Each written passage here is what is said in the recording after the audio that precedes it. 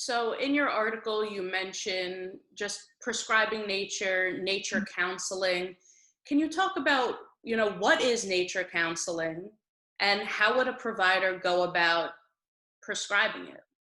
Yeah. So there is a sort of growing field that many people think of as the Park RX movement, and that is really where physicians, just like physicians might prescribe a medication, would prescribe nature. I think one of the ways to think about this is how it's pretty standard for physicians and other healthcare providers, nurses, social workers, community health workers, to talk about the importance of exercise. And so that is a sort of positive behavior that we have lots of evidence is good for health. And that's a pretty standard part of, a well visit to encourage people to exercise. So similarly, myself and my co-authors and sort of a growing group of healthcare providers want to see nature as part of the conversation that healthcare providers have with their patients. So that nature contact counseling, what we sort of called it in this article, would first be sort of assessing where patients are, asking how much time they spend outside currently, and what are the barriers or facilitators for spending time outside. So for example, someone may not feel safe spending time outside in their neighborhood. Someone may not like bugs, for example. That's me. So there are barriers that people may have to spending time outside that we need to understand before we can recommend something to them. Another aspect of this is really reinforcing that this is not about physical activity, although that may be a benefit, but this is just about getting outside. It could just be going to a park and sitting down, letting your kids play, relaxing, hanging out with friends.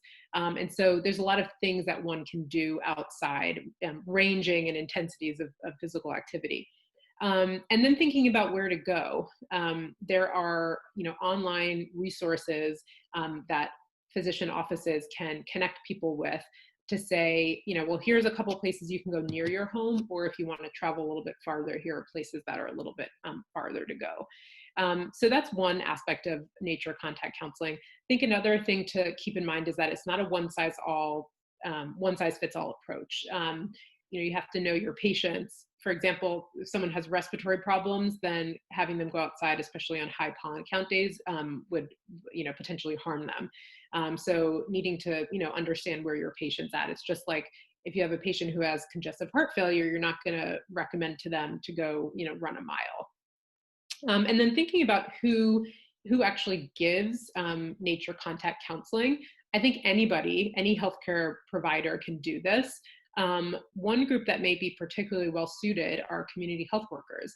So community health workers are individuals who are typically from the communities that patients are from. They're sort of trusted individuals with on the ground practical knowledge about neighborhoods. And so community health workers, particularly ones who themselves have a love of nature, might be best suited to get patients excited about spending time outside, sort of knowing the ins and outs of nearby locations to go to.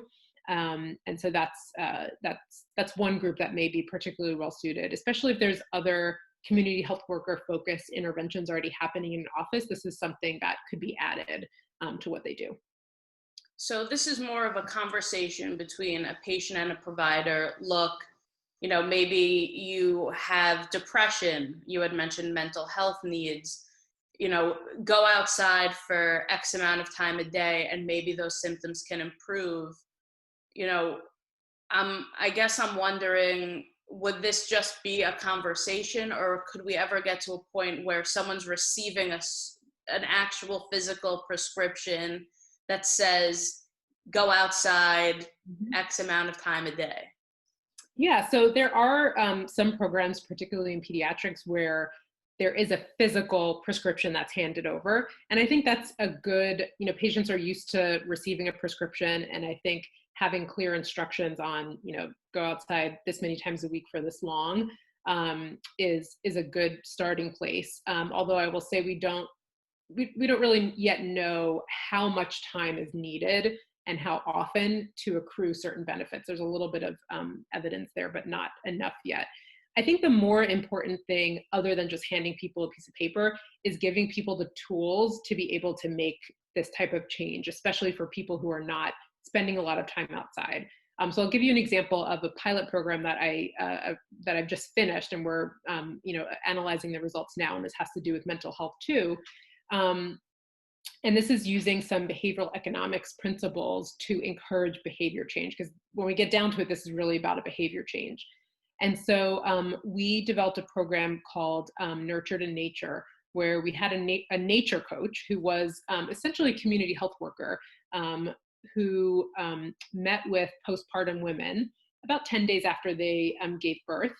And we developed a program around a sort of interactive session with them, followed by reminder text messages, and also feedback for them. So they set goals of they set their own goals of how much time they wanted to spend outside and where they wanted to go. And then we gave them feedback each week about how they were doing with their goal. And so either, you didn't meet your goal this week, like keep going, or great job, do this again next week. There were a couple other aspects of the program, but it was creating that support structure around helping people to achieve whatever goals that they set for themselves.